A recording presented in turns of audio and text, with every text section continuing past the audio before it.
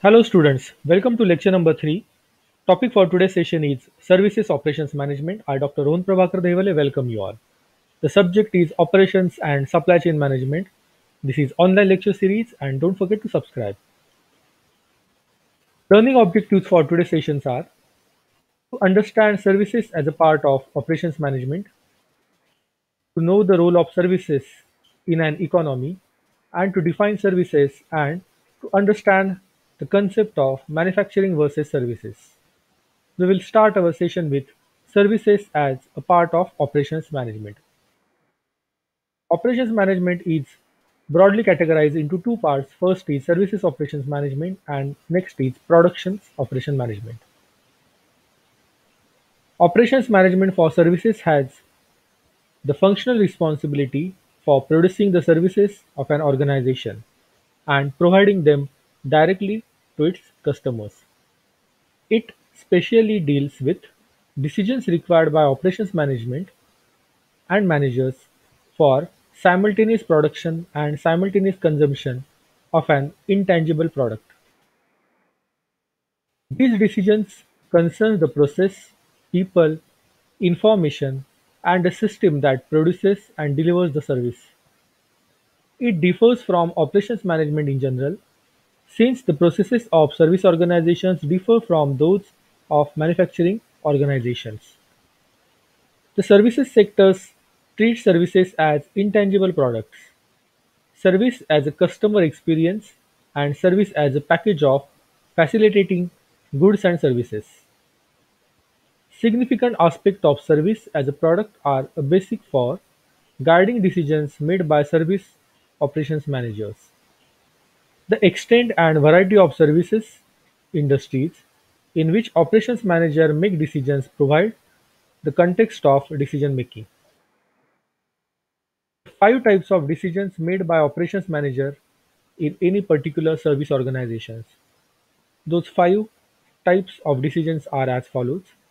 Number one, process. Number two, quality management. Number three, capacity and scheduling inventory. Number four, inventory service supply chain. Number five, information technology. Now we will start with next concept, that is the service economy. The service economy. We are witnessing the greatest labor migration since the industrial evolution. This migration from agriculture and to manufacturing to the services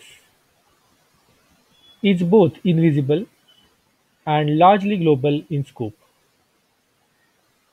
The migration is driven by global communication, business and technology growth, urbanization, and low-cost labor.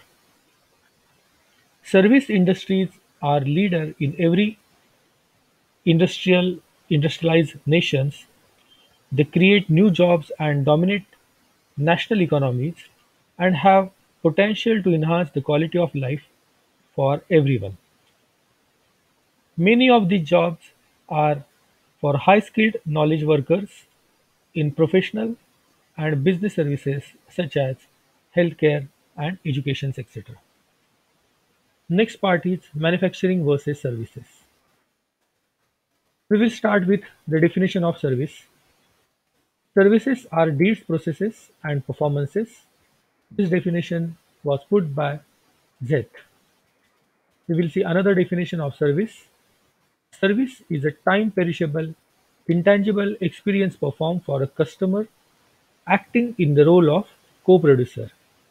The definition is by James. The new concept of simultaneous production and consumption. High contact services such as haircuts must be produced in the presence of the customer, since they are consumed as they are produced. As a result, services cannot be produced in one location and they cannot be transferred it from one location to another location like we can do in goods. Service operations are therefore highly dispersed geographically and close to the customers, where we have to deliver the services to the customers. Furthermore, simultaneous production and consumption allows the possibility of self-service involving the customer at the point of consumption. That is, like example of gas stations. There are various properties of services. The first property is services are perishable in nature.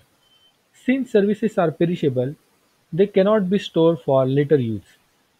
In manufacturing companies, inventory can be used to buffer supply and demand. Since buffering is not possible in services, highly variable demand must meet and met by operations or demand modified to meet the supply. Next characteristics is ownership. In manufacturing, ownership is transferred to the customer. Ownership is not transferred for services. As a result, services cannot be owned or they cannot be resold. One more characteristic is tangibility. A service is intangible in nature, making it difficult for a customer to evaluate the service in advance. In the case of good or product, customers can see it and they can evaluate it. Assurance of quality service is often done by licensing, government regulation, and branding to assure customers they will receive a good quality or high quality service. These four comparisons indicate how management of service operations are quite different from manufacturing sector.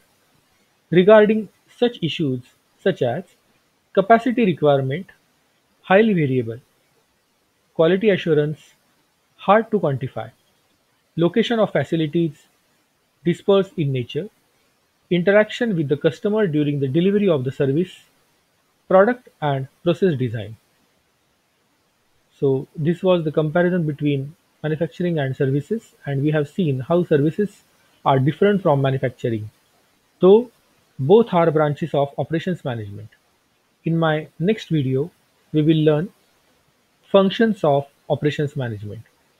Learning outcome from today's lecture is services as a part of operations management. We have seen the role of services in an economy. We have also defined the services and manufacturing versus services we have seen. This is the book of Simba publication you will get in a bunch of.